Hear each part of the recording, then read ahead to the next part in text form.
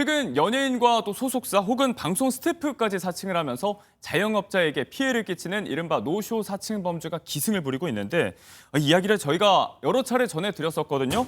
남진 씨, 송가인 씨에 이어서 이명웅 씨, 강동원 씨 정말 내로라 하는 스타들이 같은 일에 휘말리고 있습니다. 수법이 거의 같다면서요? 그렇습니다. 자영업자분들 정말 주의하셔야 될 것 같아요. 예. 수법이 반복되고 있습니다. 이명웅 씨도 이런 사칭 피해를 입은 건데 이명웅 씨 소속사가 이제 물고기 뮤직인데요. 이 물고기 뮤직이라는 정식 명칭까지 도용을 하면서 소속사의 관계자라고 하면서도 접근을 한 겁니다. 네. 최근 한 커뮤니티에 이런 피해 사실들이 공개가 되었는데 이명웅 씨가 이제 회식을 한다, 20여 명분의 음식 같은 부분들을 예약을 하면서 주류 같은 부분도 미리 준비해 달라고 요청을 한 겁니다. 네. 비싼 음식들, 갈비살, 꽃등심 이런 부분들 예약을 하면서요. 와인 2병 부탁드린다고 하는데 와인 2병 같은 경우 해당 식당에서 판매하고 있지 않은 주류라면 특정 또 와인 업체 등을 연락처를 알려주면서 미리 돈을 보내 주문해달라고 요구를 하는 거죠. 네. 그러면 이 과정에서 사실상 노쇼, 실제로 이 예약은 허위였던 것이고요.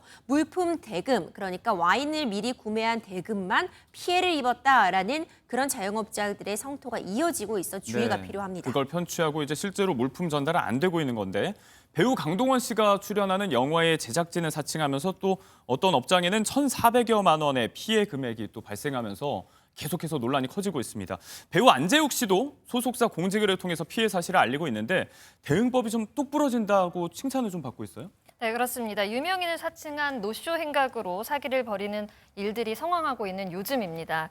어제 안재욱 씨 소속사 측은 이 사칭 피해 일지를 밝히면서 네. 배우 이름을 제시하면서 그렇게 외부 식당 예약을 하고 있지 않다라는 점을 강조를 했습니다. 네. 사칭 사기를 벌이려고 한 이 연락처 또한 언급을 하면서 피해가 발생하게 된다면 강경하게 대응할 것임을 표했는데요. 네. 이러한 노쇼 사기 피해가 다시는 일지 않도록 주의할 필요가 있는 것 같습니다. 범죄 혐의자의 신상에 대한 구체적인 적시가 있었고 또 제보라든지 경찰 신고 당부 어떤 대응의 정석이라도도 볼 수가 있을 것 같습니다.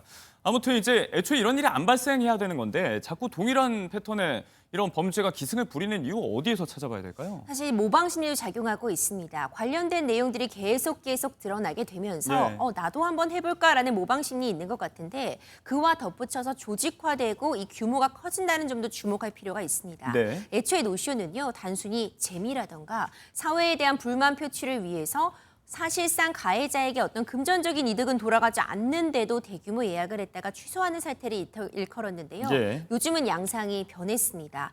예약을 하면서 특정 물품의 구매를 사전에 요구하고 그 과정에서 그 물품만을 착복한다거나 네. 아니면 그 물품 대금 자체를 착복하는 일들이 벌어지고 있습니다.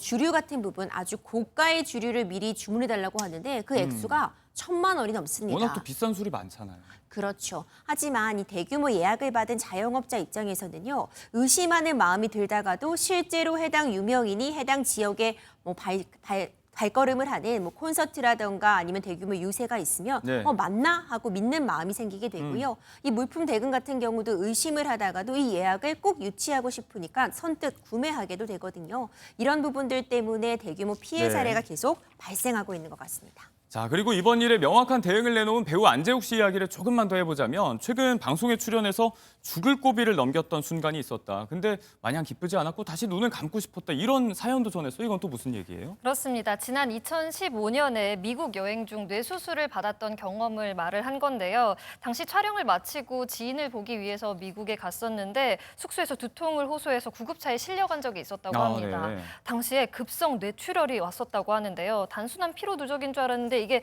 급성 뇌출혈로 생존율 50%의 머리를 절개하는 대수술이었다고 합니다. 청구된 병원비만 5억 원에 달했다고 네. 하는데요. 후에 와서 의료 전문 변호사를 통해서 병원비는 조율을 했다고 하고요. 갑작스럽게 생사를 오가는 수술을 받은 거잖아요. 네. 감당할 수 없는 힘든 마음이긴 했지만 지금은 극복하고 하루하루 감사함을 표하면서 살고 있다고 합니다. 네, 하루하루 행복해져야 할 의무가 우리 모두에게 있습니다.